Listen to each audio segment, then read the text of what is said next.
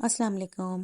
آج بہت ہی آسان اور لذیذ سے چکن کی ریسیپی آپ کے ساتھ شیئر کر رہی ہوں، جو کہ دعوتوں کے لیے بہت بہترین ہے۔ جب آپ کو ایک دن پہلے پریپریشن کر کے رکھنی ہو تو اس کے لیے ریسیپی بہت اچھی ہے۔ چکن کی یہ آسان اور مزیدار سی ریسیپی کو شروع کرتے ہیں۔ اس کے لیے چکن لے رہی ہوں میں تقریباً 700 گرام، اور اس کو میں نے دھو کے اچھی طرح سے ڈرائی کر لیا ہے۔ اس میں ایڈ کروں گی میں پیسی ہوئی مرچ 1 ٹی اسپون، پسا ہوا دھنیا 1 ٹی اسپون، بھنے ہوئے زیرے کا پاؤڈر 1 ٹی اسپون، نمک اس میں جائے گا 1.5 ٹی اسپون۔ اگر آپ کم یوز کرتے ہیں تو آپ کم کر سکتے ہیں۔ ہلدی اس میں ایڈ کروں گی 1/2 ٹی اسپون، گرم مسالہ اس میں ایڈ کروں گی 1/2 ٹی اسپون۔ اب اس میں میجیکل مسالہ ایڈ کریں گے جو کہ تندوری مسالہ ہے 1 ٹیبل اسپون۔ اس ریسیپی میں اس کا بہت اچھا سا فلیور آنے والا ہے۔ میں اس میں 2 ٹیبل اسپون ادرک لہسن کا پیسٹ ایڈ کر رہی ہوں، اور اب کچھ کھڑے گرم مسالے جیسے میں نے 4 الائچی لے لی ہے، 3-4 لونگ کے پیس لے لیے ہیں میں نے، اور 2 چھوٹے چھوٹے دار چینی کے ٹکڑے لے لیے ہیں، یہ بھی ایڈ کر دوں گی۔ ساتھ میں 2 ہری مرچی کاٹ کر وہ بھی ایڈ کر دی ہے۔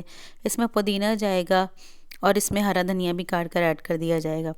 اب میں اس میں تلی ہوئی پیاز ایڈ کروں گی جو کہ میرے پاس 1/2 کپ کے برابر ہے۔ میں نے 2 بڑے پیاز لیے تھے اور اس کو لال کر لیا تھا۔ یہ پیاز میں اس میں ایڈ کر رہی ہوں۔ پیاز ایڈ کرنے کے بعد میں اس میں ایڈ کروں گی 200 گرام دہی۔ میں نے دہی کو ہلکا ہلکا سا پھینٹ لیا ہے، اور اب میں دہی بھی اس میں ایڈ کر رہی ہوں۔ بس اب دہی ایڈ کرنے کے بعد میں اس میں تمام چیزوں کو اچھی طرح سے اپنے ہاتھوں کی مدد سے مکس کروں گی، تاکہ مسالہ بالکل اچھی طرح سے گوشت پر لگ جائے۔ مکس کرنے کے بعد میں اس کو کور کر کے اوور نائٹ فریج میں رکھ دوں گی، لیکن اگر آپ فوراً بنانا چاہتے ہیں تو آپ کم سے کم اسے 1 گھنٹے کے لیے میرینیٹ رکھیں۔ چکن بہت اچھی طریقے سے میرینیٹ ہو چکی ہے، اور اب میں اس کے اندر کوئلے کا اسموک دے رہی ہوں تاکہ اس میں بہت ہی اچھا سا تندوری فلیور آ جائے۔ دہتے ہوئے کوئلے کے اوپر میں نے تھوڑا سا آئل ڈالا ہے، اور اس کے بعد اس کو کور کر دیا۔ اس کو چند سیکنڈ کے لیے رکھا، 5 سے 10 سیکنڈ کے لیے، اور پھر اس کے بعد اس کو ریموو کر دیا۔ پین میں نے 1/4 کپ آئل لے لیا ہے، یہ وہی آئل ہے جس میں نے پیاز فرائی کیا تھا۔